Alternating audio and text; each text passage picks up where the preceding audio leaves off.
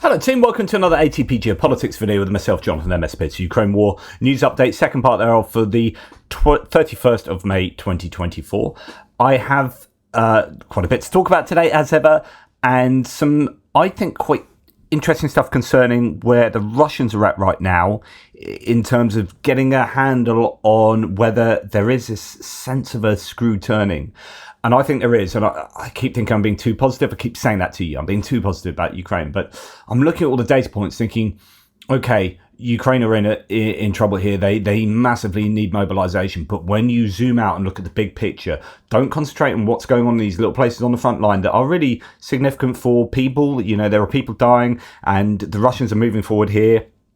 But are they moving forward enough compared to what their intentions are and compared to what we would expect them to be doing in the midst of sort of their offensive campaign? Are we in the middle of it? Are these shaping operations towards a larger offensive? But then we need to zoom out from the small tactical past the operational to the strategic level, and that includes looking at things like the economy, production, where Ukraine are at with regard to support from Europe and the US and allies, where Russia are at with support from their allies, and what their production capacities are like going forward. So we're going to start with the obvious subject matter of the US changing their policy with regard to Ukraine using Western weapons into Russia.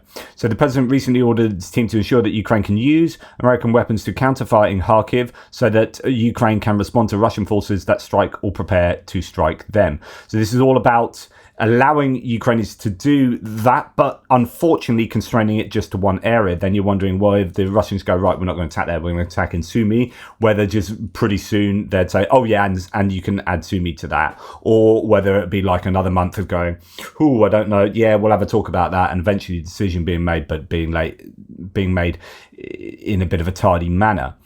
But I think that we can see that the US are prepared eventually to change their minds. This then pushes the envelope. The red line is, which really shouldn't have been a red line. I talked about this yesterday, that this shouldn't be a public conversation. It should be the default. You can use these, and then you don't have to have a conversation about it, because by having a public conversation about it and seeing a public announcement by the US, then that gives ammunition, if you like, to the Russians to talk about that being escalatory and therefore a red line being crossed. But the problem for the Russians is they only have the nuclear level to go to now. That's all they can do. So whenever they talk about there will be serious consequences, those serious consequences can only be nuclear. Everything else the Russians are doing at the moment, surely, right? The Russians want the most advantage they can get over the Ukrainians right now. They would if they could, they aren't, so they can't. So if they were able to give Ukraine serious consequences, scare quote, serious consequences on the battlefield, if they were able to really push the Ukrainians much, much further than they are right now, they would be doing that, right? They are in desperate straits, the Russians, for political, manpower, labour, economic reasons. They are in a difficult situation, and they would prefer to be in a much, much better situation now. So if they could be in a much better situation, they would be in a much better situation. They aren't in a much better situation, which means they weren't able to get themselves into that situation. Yes, you can talk about bad decisions or whatever, but in terms of industrial capacity, in terms of mobilisation, in terms of what their economy can do and what they can bring to bear, they are not in as good a position that you might think they might like you to think they are. And so I think when you start looking at all of these areas, you start realizing that going forward from a bigger picture point of view, Ukraine are in a better. I'd rather be Ukraine now than Russia is kind of what I'm saying. Right. Then you add, the German government now officially authorizing Ukraine to strike Russian territory bordering Kharkiv region with German-delivered weapons, and that might include things like the equivalent to the HIMARS, the tracked version that actually can fire more rockets than HIMARS or more missiles. So Ukraine has every right to. So this is that the Germans appear to be on board with that. In fact, we'll go to a further claim, which I have. That's it down here.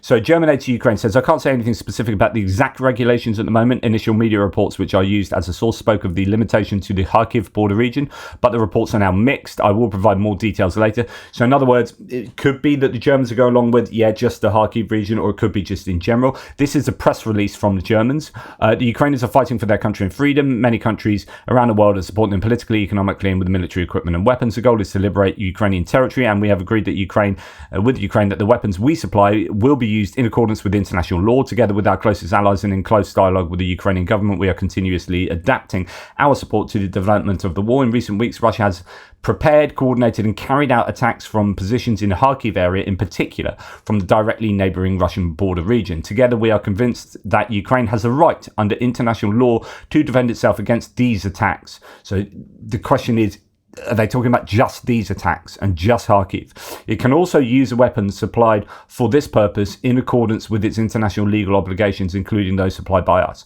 It can also use weapons there is, as mentioned, a bit of vagueness with regard to whether this idea can be applied to, say, Sumy, Chernihiv, and then down the eastern front lines to behind those occupied territories and into Russian territory, Krasnodar Krai, for example, and places like that. So there is some clarity that needs to be achieved in that area from the Germans. Ukraine has every right to be able to retaliate, say, the French. This is Sébastien Lecornu, the French defense minister. When we say we give permission to strike with French weapons in Russian territory, it's a diplomatic permission. If we practice law, we give weapons to a country to defend itself, and in self-defense, that country can do with the weapons we have given it, can do so. So yes, we say it, we support it politically, Ukraine's right to act in self-defense, that is. It's Russia that is changing its way of waging war, in particular by retreating behind its borders. So it's Russia that has imported the risk of having its own territory attacked. We must not reverse the roles. These weapons given to Ukraine will enable it to defend itself, and this does not make France a co-liberating power. This all seems fairly obvious. It's great that France is getting on board. The Dutch have thrown their hat in the ring and said the Netherlands would not object to Ukraine using Dutch-supplied F-16 fighter jets to strike targets inside Russia as a means of self-defense. That's really, really important. So the F-16s now, at least from the Dutch, can be used to do that, and there's no restriction to Kharkiv Oblast. Interestingly, Zelensky has made clear he wanted to use long-range weapons such as UK-made Storm Shadows. He said that despite reports to the contrary, the UK had not given, quote, 100% admission to do so, according to a report in The Guardian. Now, that's interesting because there have been lots of claims that the UK has done this. And there's even been a claim that UK Storm Shadow missiles have been used to attack Russian positions inside Russia. I don't know the details of that claim or to what incident that is referring, but I think there does need to be more overt clarity from the UK, because there is a little, I keep saying every day, the UK seems to be on board with this, but not 100% sure.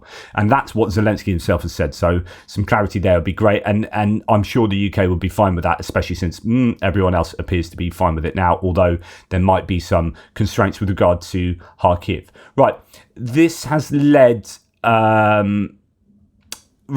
someone to ask me, so Aziria here says, in your geopolitics update, so actually my military aid update, could you sum up what capabilities Ukraine has to hit behind Russian lines? It will be able to use HIMARS, I suspect, Caesar, not ATACMS, Scalp, and SH, I don't know if that's Storm Shadow, any other artillery systems that can hit there with precision. Ukraine artillery losses will decrease. So, okay, what can the Ukrainians use? Well, they can use cruise missiles, the Storm Shadow and the Scalp EG. They can use ATACMS, and they can fire up to 300 kilometers. Those Storm Shadows and Scalp EG can fire even further. We are talking about your basic guided multiple launch rockets that can fire sort of 84 kilometers and everywhere in between that. So 84, well, from 0 to 300 kilometers for those kinds of rockets, and that includes cluster munitions. Then you've got drones, but it seems like Ukraine, most attack drones are coming from inside Ukraine, not from although the UK have provided some drones, and they, if I'm correct, have been used inside Russia. So there's UK attack drones that have been used inside Russia. So that there you go. I mean, there must have been some kind of implicit permission given there, or explicit. I'm not sure. And then you have artillery rounds, and there are certain rounds that can give you up to maybe 70 kilometers at the max if everything's right and you're using the right stuff.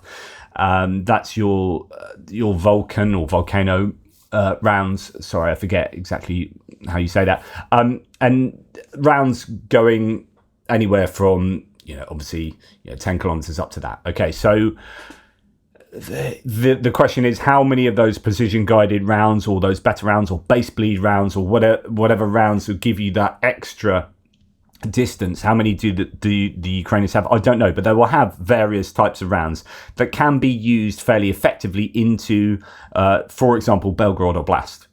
And so therefore artillery needs to be added to this list, and there'll be things like the Caesar, the Panzerhaubitze 2000s, and some of the other ones, Sudzana, certain more recent archers, more recently constructed self-propelled guns particularly, will be able to fire further than maybe the old AS-90s and other systems that or pieces that Ukraine use. And so therefore you've got US provided or Allied provided ammunition, but also Allied provided weapons to do the firing. That is to say, sorry, definitely too much talking. That is to say that there are a number of things that can be used to strike targets.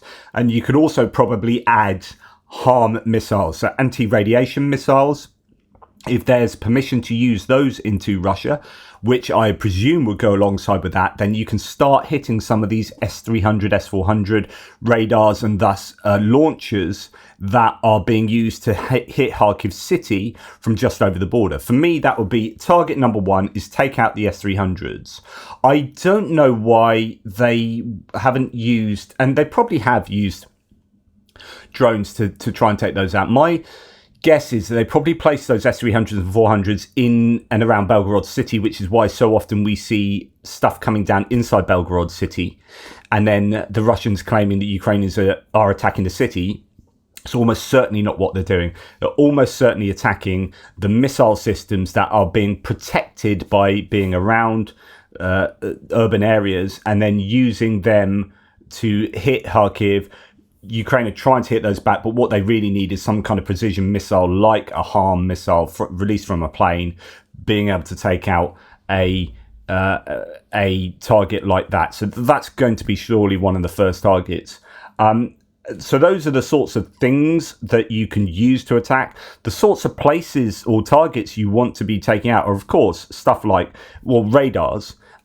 You want to really degrade the Russian radar capability right across the front lines, and that includes going into Russia. We've seen some of these long distance ones taken out, or at least attempted to be taken out, but beyond the horizon pieces like Armavir and further afield as well. So radar and comms equipment, but also the launchers themselves and other components of the air defense batteries. We have command and control nodes. We have accumulations, troop accumulations, and supply depots. So as the HIMARS are brought in, supply depots move back to 100 kilometers behind the front line. Then we've been hearing Russians asking for further movement back behind 300 kilometers from essentially the front line, so that ATACMS can't hit these places. So in these Russian areas over the border, you will have command and control, and these big depots. We saw an awful lot of depots that hit as soon as HIMARS came on the scene. If you remember, down in Zaporizhia and Kherson Oblast, there were loads of big explosions. Melitopol area, if you remember, huge depots taken out. That hasn't happened for a long time now because Russia adapted. Now you want to be hitting those with ATACMS so that you're forcing them to adapt further and move back behind 300 kilometers, and that makes everything even more difficult logistically for the Russians.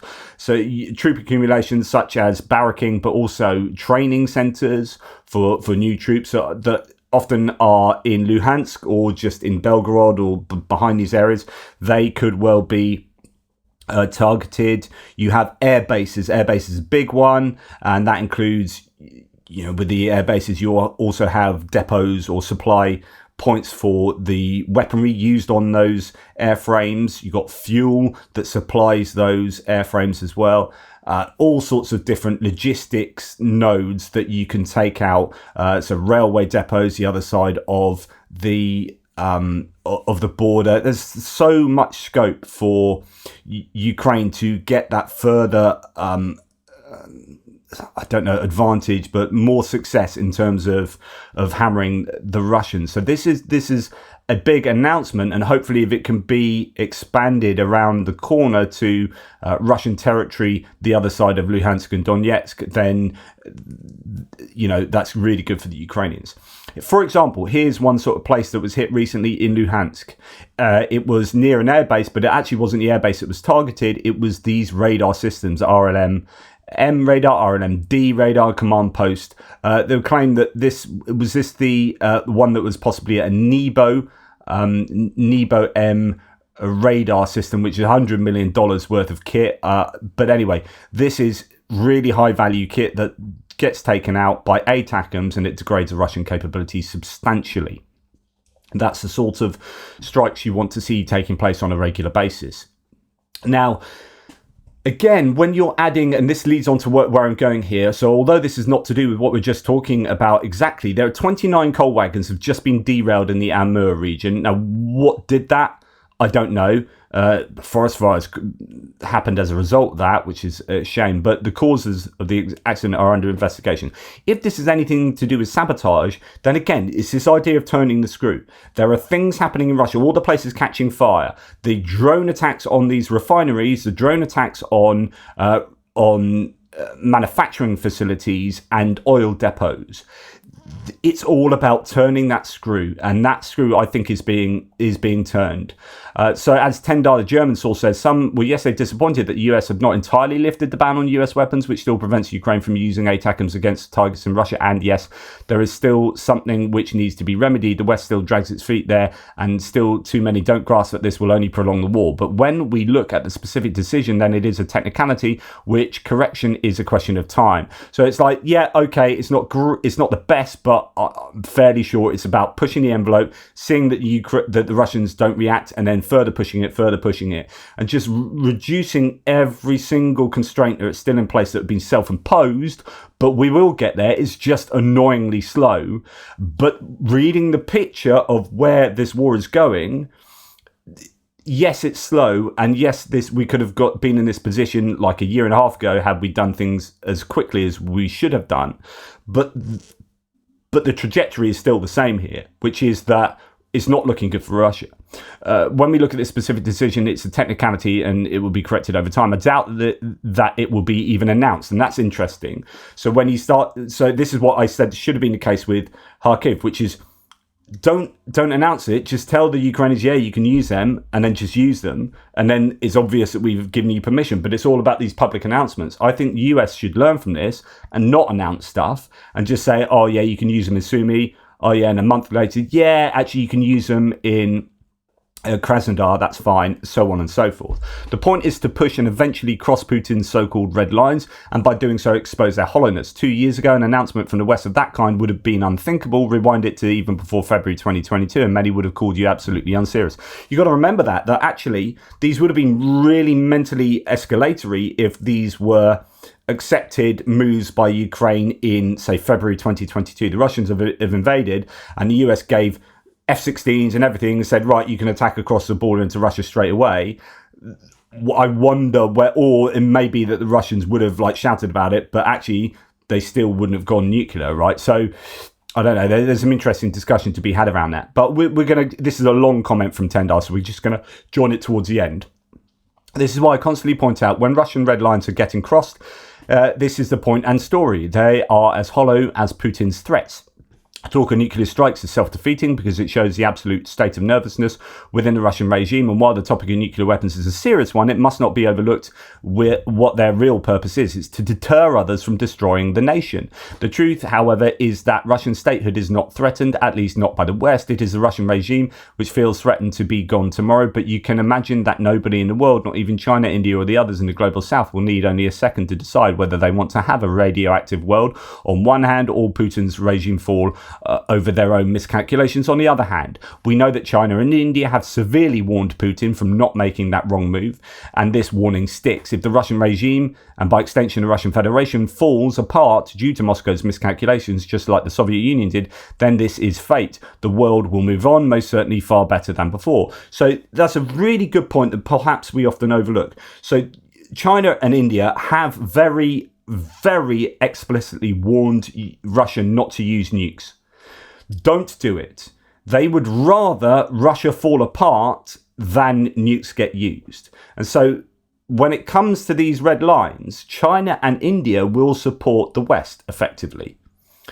That's because their food security depends on it, which is therefore the lives of, in each country, 1 billion people. Freaking hell, they need food, right? And you start radioactively covering one of the breadbaskets of the world, and by extension, neighboring countries with wind, you cover that with radioactive waste, then, or radioactivity, then food security is challenged. So China and India know which side their bread is buttered, almost quite literally. So Russia are not in a good position there because everyone knows they can't really allow for those red lines to be crossed and then nukes to be used. And so therefore there are no red lines. And I think everyone is generally realizing this. And so those envelopes are just being pushed and pushed and pushed.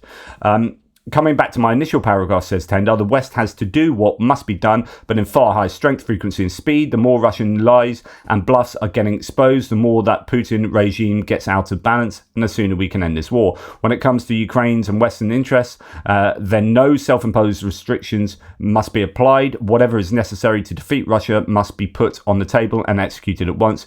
Nobody other than the Ukrainians know better than is needed for that purpose. Get it done, and get it done faster. As US President Roosevelt once eloquently said, there is nothing left but fear to fear but fear itself. Okay, well said, and lots in there. Now, this then leads me on to someone who's created a game, like a war game, but for analysis purposes, because they end up being quite accurate with how quickly you can produce things and how things get attrited. So here is Mark Biernat from Econ Lessons doing the Russian economic game and how it ends. And he looks at how quickly they can manufacture, what the production costs of manufacturing all different types of units, if you like, in the game, where you have hexes and you're moving units like a proper war game.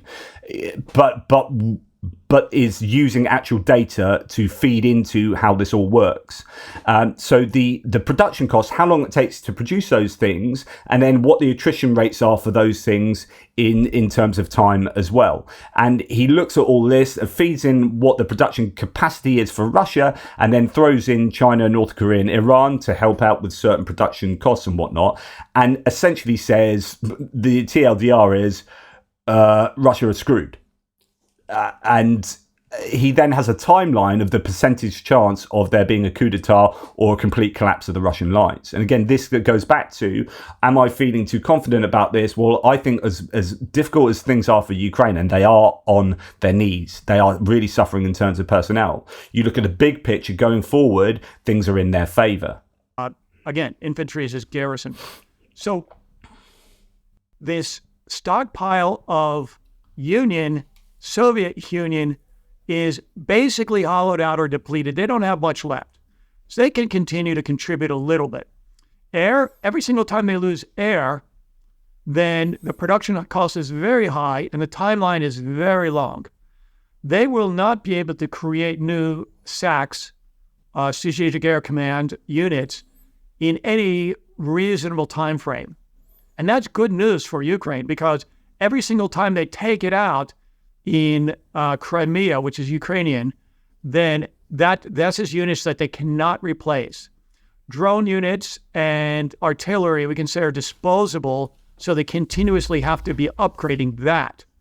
They're getting this, again, maybe from North Korea, and drone units, components from China, and that's why I've contributed 2 industrial hexes to this whole production timeline.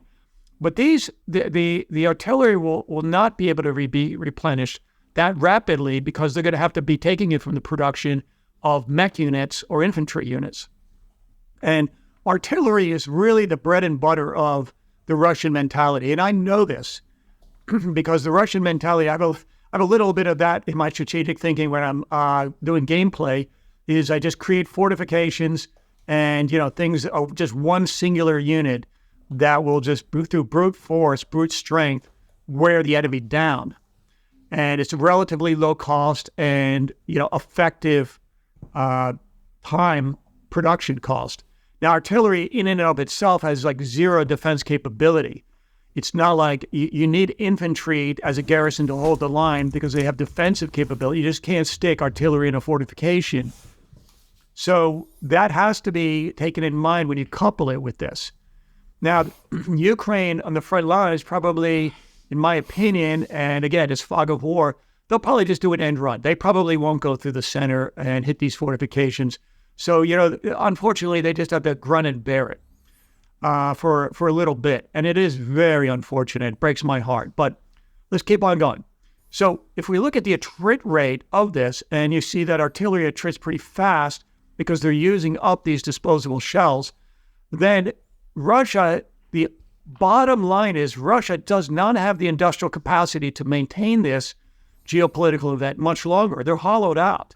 I mean, and he talks a lot about the shells being hollowed out, but and having to go to Iran and more North Korea for shells.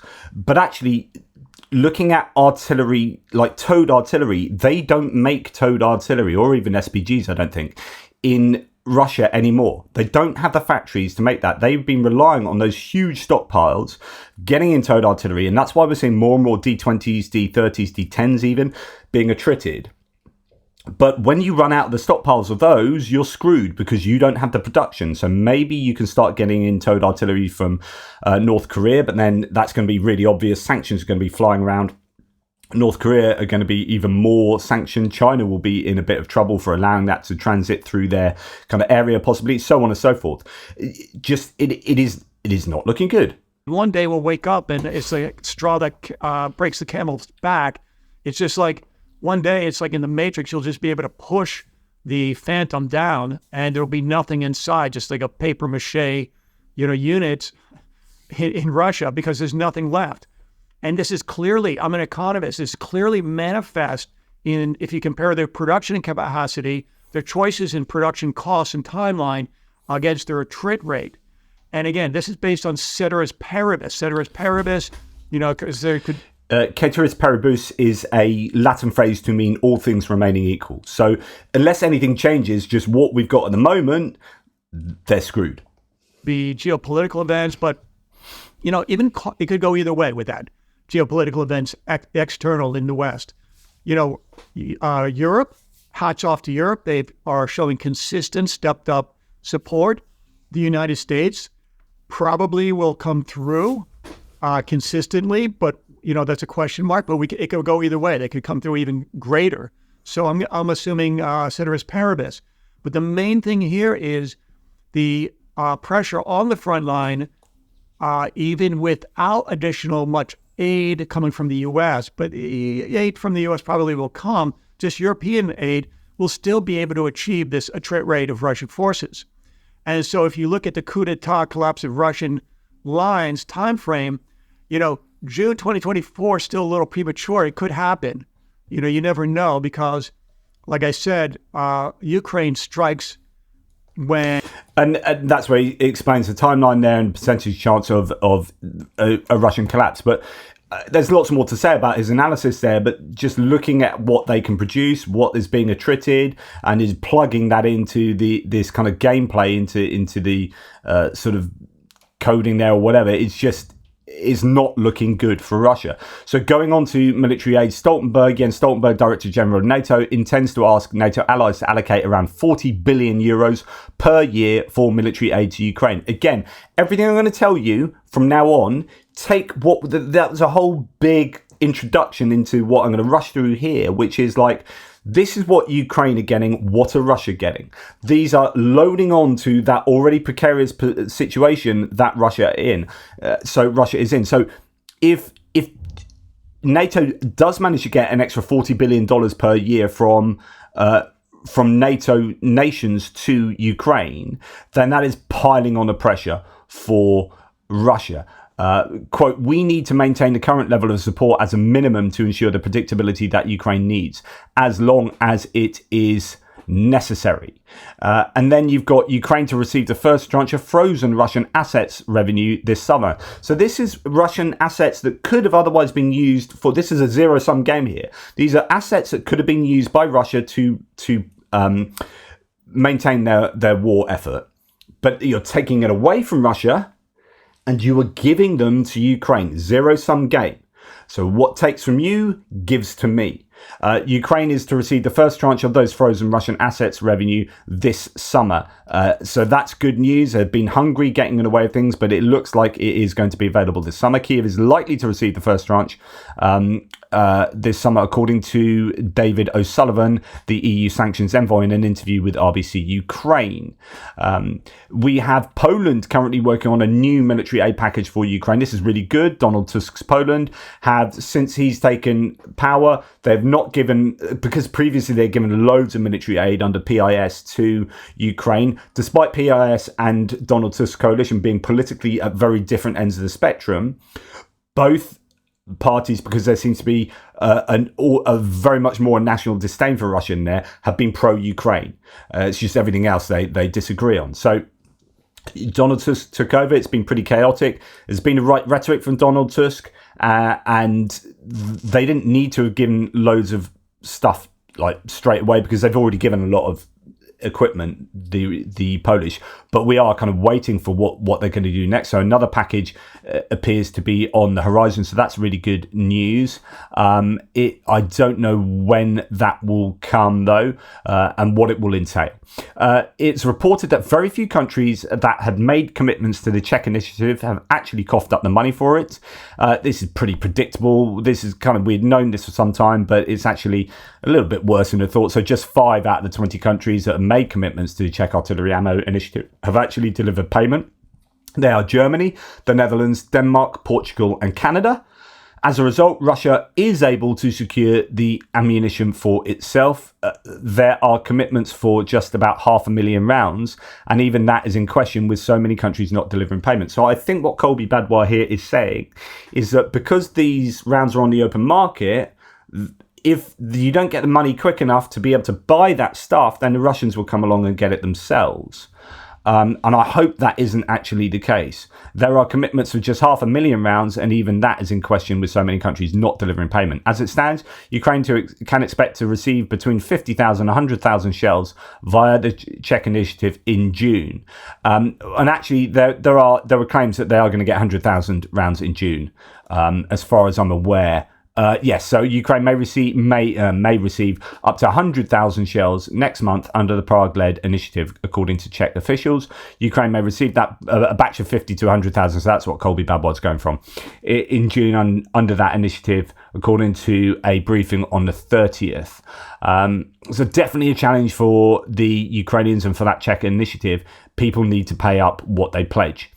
Czech initiative will allow, though, Antony Blinken says, Ukraine to receive 1 million artillery shells by the end of 2024. So this, on the other hand, is very much a positive statement. Someone says, just below, not enough, get serious, guys. But you've got to understand, I think that's overly harsh. So this is 1 million rounds from the open markets, from a lot of difficult places to get these. It involves a lot of logistic nightmares. You've then got to check these shells.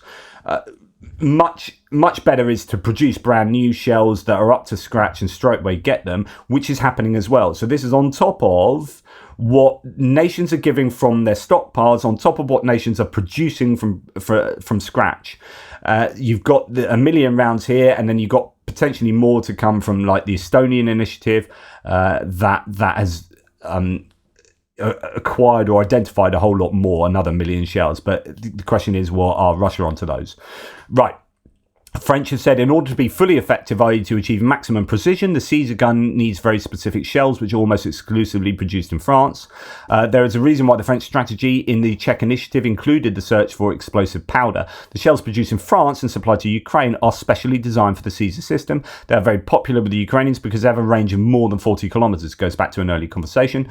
I am aware, says French aid to Ukraine, of the amount of ammunition that France has supplied to Ukraine. So this is like, France hasn't provided very much ammunition. They produce very little. They've doubled the production, but from a tiny amount to a double tiny amount, which is still a tiny amount. So France aren't big ammunition producers, and their excuse they give is that we provide very particular, very high quality types of ammunition rather than just shed loads of bog standard ammunition. If that's a good enough excuse? Even the Minister of the Armed Forces has admitted that the quantity is insufficient. Kiel's armchair accountant, so Kiel, the Kiel Institute tracker for Ukraine aid, are invited to express their frustration with the government and the French army. Unfortunately, I can't perform miracles. So he's saying, it's rather like German aid to Ukraine when Taurus is not given. He's like, don't shoot the messenger. I am not the German government. I would give Taurus, so don't have a go at me. So French aid to Ukraine is saying, okay, this is what they're saying. There possibly needs to be more, though. But on the HIMARS ammunition front, and this is just an anecdote, but interesting, seems like military aid has now really reached the front line, says Noel reports, quote, from a Ukrainian source, one presumes of a HIMARS team. The HIMARS crews are just astonished by the number of missiles that have arrived, or with access to HIMARS team, that have arrived in Ukraine, saying they've never seen so many. So it could be at this point in time, with the rules getting changed, that you might start seeing HIMARS get liberally used north of the border into Belgorod. And they have a lot of ammunition to use. That's really good news. Again, all of this information is like, okay, who does this benefit? Ukraine, yes. What does it look for Russia? And you're just thinking, okay, are we at some kind of gradual turning point? Glad to announce that Lithuania joins the Air Defence Capability Coalition led by Germany, France and the US. We will contribute by providing Ukraine with mobile air surveillance radars. Again, improving that radar coverage. We've seen a number be provided. Who was it? One of the Baltic nations providing those Amber 1,800 big radar systems, 6 of those. We got Lithuania saying, yep, we'll do that as well. Military support to Ukraine, they say, is crucial. Ukraine needs weapons, not promises. Let's walk the talk. To which Zelensky said, thank you, dear Nalzada. So he's the Prime Minister, or was it President, Prime Minister of Lithuania.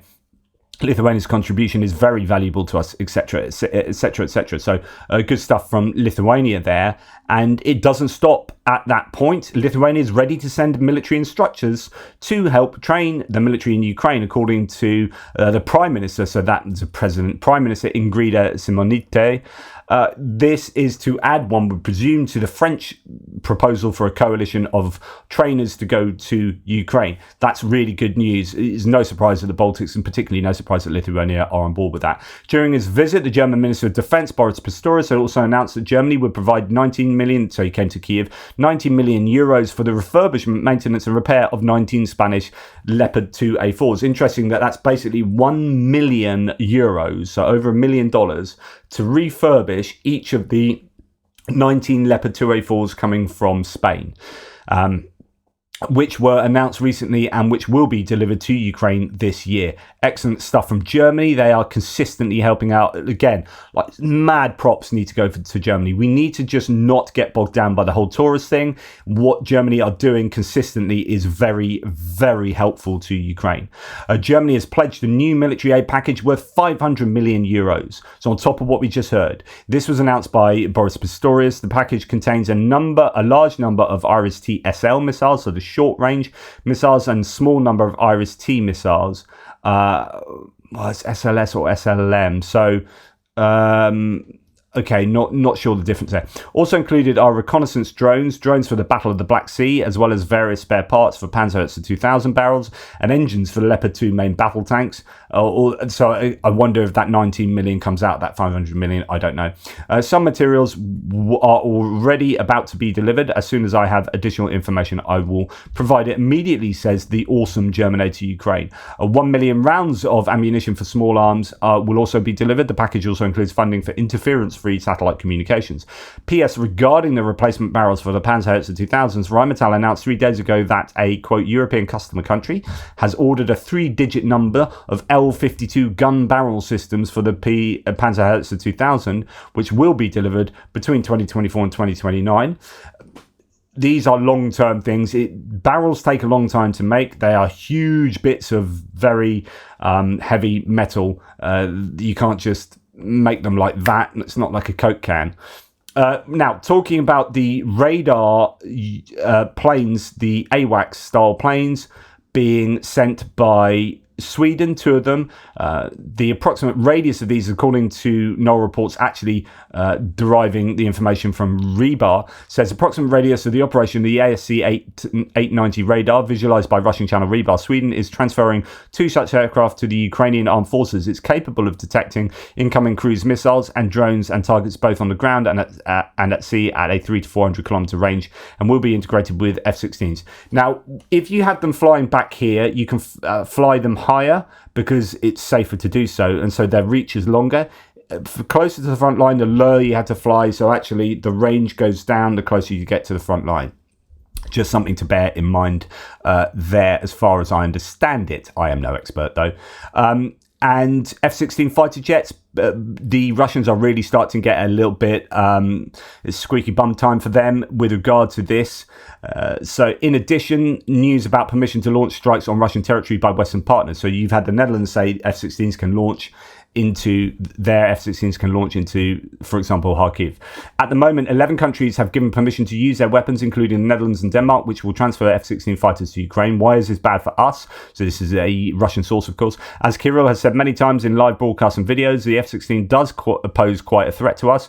This fighter is capable of striking both close to the rear and with the help of JDAM and GBU-39 small diameter bombs, gliding bombs, and far away, for example, with the help of AGM-158 JASM cruise missiles, which fly hundreds of kilometers. We don't know if they're going to get the JASMs. I'd hope so. Refineries, airfields, warehouses, air defense position areas, infrastructure, and even some enterprises are possibly going to come under attack. European countries are planning to transfer dozens of F-16s to Ukraine, but not all at once. But even several Su-24s with non-original missiles cause certain troubles. So in other words, just with the Scalp EGs and the Storm Shadow missiles, they're causing us a load of troubles. You're going to add a few F-16s to these, and you are going to double that trouble. And that's already a problem. So it's not like you're going to get 100 F-16s flying straight away. You might get 2, then another 2 more, and then another 2 more. Just see how it goes, keep them safe. But that the Ukrainian capability will kind of double almost straight away because they have very few Sukhois that can fire. That can fly. I think literally a handful, maybe even like 2 Sukhoi Su-24s that can fire those Storm Shadow missiles that are left. Anyway, in turn will be replenished from NATO reserves and have a much more dangerous set of weapons. First of all, American fighters will be used to counter the Russian aerospace forces. Naturally, they will not be able to win, but they will try to snap back. From now on, there is a possibility that they and the aimed 120s will hunt our frontline bombers, and as already mentioned, they can strike airfields using cruise missiles. To summarize, everything must be perceived as much as possible without nutcracking jingoism and work to resist it. In other words, let's not be too positive and aren't the Russians amazing? We're all awesome. We need to be realistic. Otherwise, numerous inactions have already crossed all the red lines. So, yeah, and I'd agree with that. I don't know how much the F-16s are going to be used in air-to-air roles. Well, certainly not to other fighters. But we have seen now Russian fighters take off, or maybe fighter bombers, with really long distance air-to-air capability. So I think they're getting prepared for the F-16s. We've seen imagery, I showed you that the other day, of 300 kilometer like missiles. So the Ukrainians had to be careful, and I wouldn't employ them in an air-to-air role necessarily. And finally, currently 2,402 petitions of convicts for release from prison for military service have already been submitted to the court according to Prosecutor General's office. It's noted that the courts have already considered and satisfied 1,843 such petitions. 775 convicts have already joined the ranks of the armed forces of Ukraine. That's really good news, and that needs to continue. It's a really good source for troops for Ukraine. They definitely need as many troops boots on the ground as they can possibly get. Thank you for listening. That was another long one. There's just a lot of information coming out at the moment. I'm sorry, not sorry. Hopefully it's useful and interesting for you. If you're around on the June 15th, come to the Andover area in Hampshire to see me talk about stuff concerning the Ukraine war. There should be an email below that if it doesn't go into junk will be replied to by the people running that talk. If you can support their drone initiative, there is the link to that below as well. It's all about raising money for drones to be sent to Ukraine, so please come along to that if you can, and support if you can't. Take care, guys, and speak to you soon.